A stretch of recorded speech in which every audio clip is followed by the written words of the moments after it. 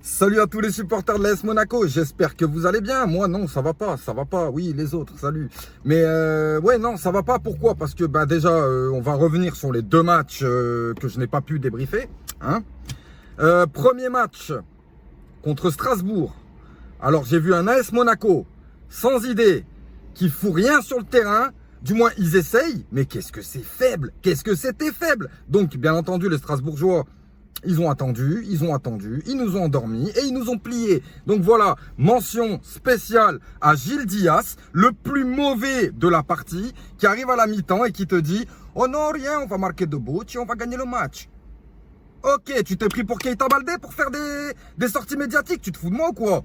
T'es le plus mauvais. Et le pire, c'est que la deuxième mi-temps, elle a été encore plus mauvaise de Gilles Dias. Donc voilà, bon, écoutez, moi, Gilles Dias, comme je dis, ça faisait un moment que je voulais plus qu'il soit aligné sur le terrain. Maintenant, la chose que j'aime bien avec Moreno, c'est qu'il fait tourner l'effectif. Il y a beaucoup de joueurs qui jouent. Plus personne n'est placardisé, mis à part Slimani, dont personne connaît l'histoire. On dirait la mort de Bruce Lee. Tu sais. On ne saura jamais réellement ce qui s'est réellement passé. Mais bon.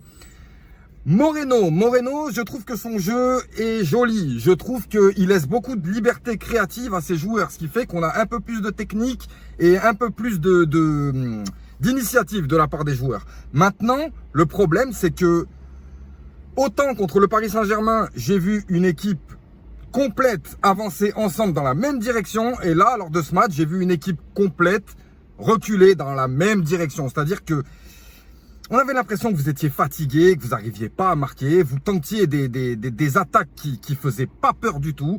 Et bien sûr, les Strasbourgeois en ont profité juste avant la mi-temps. Ils nous en mettent un. Et la deuxième mi-temps, le fait que vous ayez voulu bien faire a apporté encore plus de problèmes. Et en fait, on a vu clairement que on a une très bonne attaque. On a une défense moisie, mais ça, c'est pas un secret.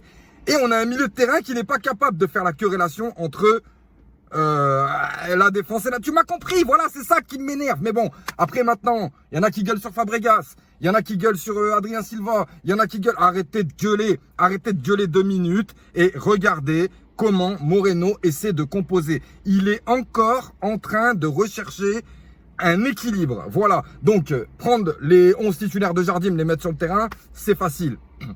Lui, il propose autre chose. Donc, il a relancé Jovetic. Bon, Jovetic, qui sera notre plus belle recrue du mercato. Merci d'être avec nous, Jovetic. Et comme je disais, ce mec-là, il a un mental d'acier. Et il faut qu'il reste avec nous jusqu'à la fin, Jovetic.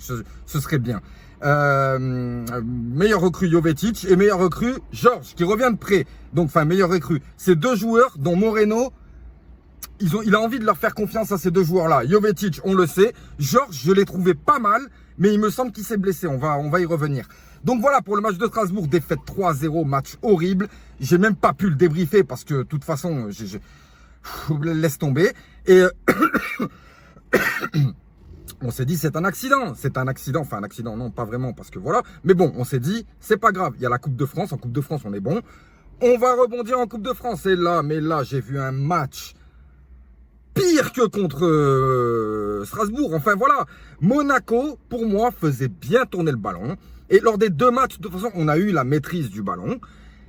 Et on s'est fait surprendre, encore une fois, par cette défense complètement moisie. Je le dis et le redis. Cette défense, elle est moisie. Explique-moi comment ça se fait qu'on a l'une des meilleures attaques, je crois, la deuxième meilleure attaque de Ligue 1. Et on a la plus mauvaise défense de Ligue 1. C'est inadmissible. Alors là, on le savait qu'on devait faire quelque chose lors de ce mercato. Comme j'avais dit, on devait acheter des défenseurs et des milieux.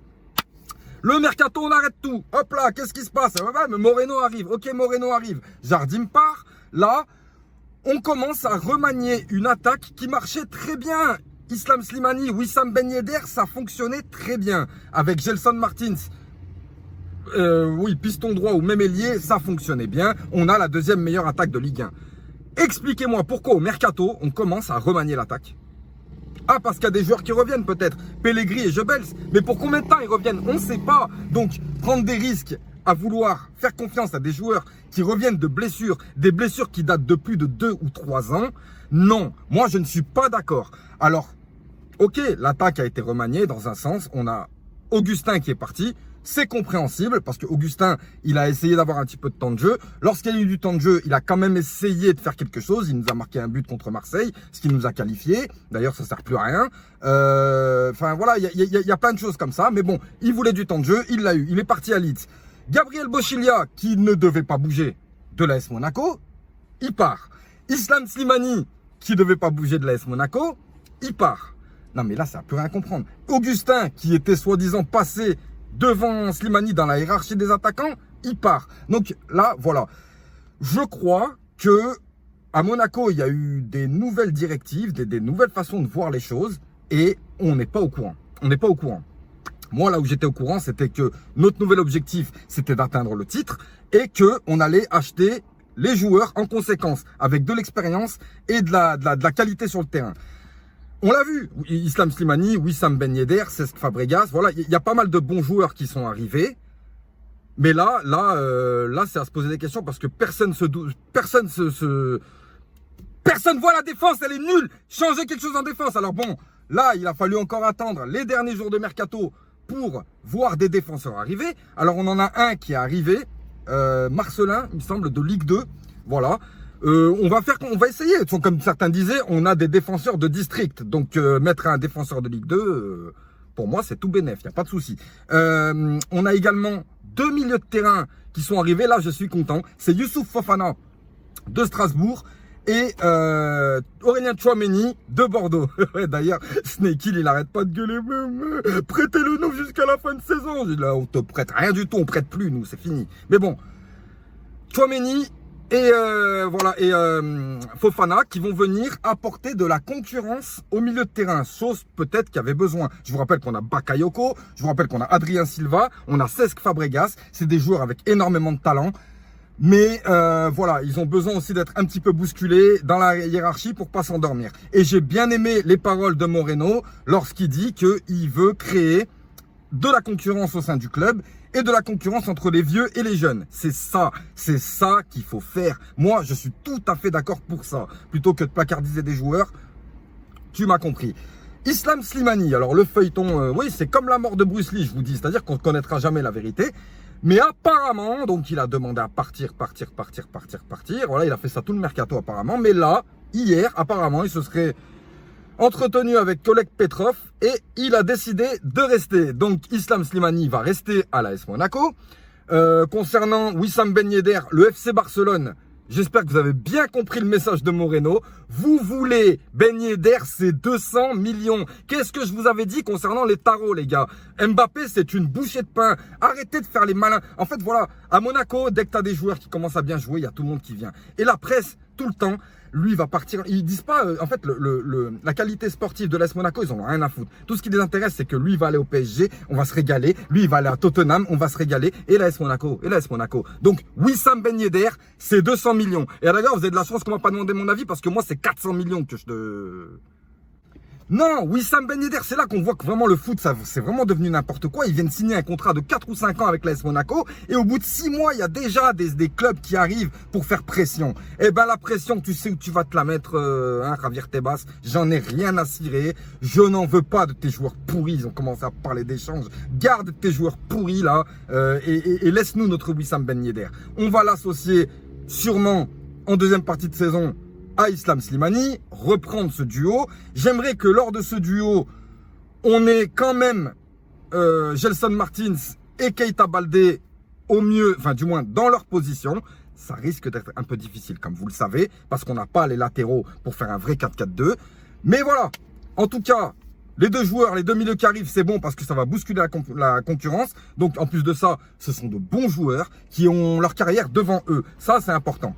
Là, j'ai vu qu'on était sur Llorent. Enfin, dernier jour. Là, c'est le jour le plus long. Mais voilà, par rapport à ça, on est sur Llorent, un bon défenseur espagnol, un défenseur expérimenté. Et j'espère que ça va pas nous faire du maripane, quoi. Parce qu'en défense, là, franchement, j'en peux plus.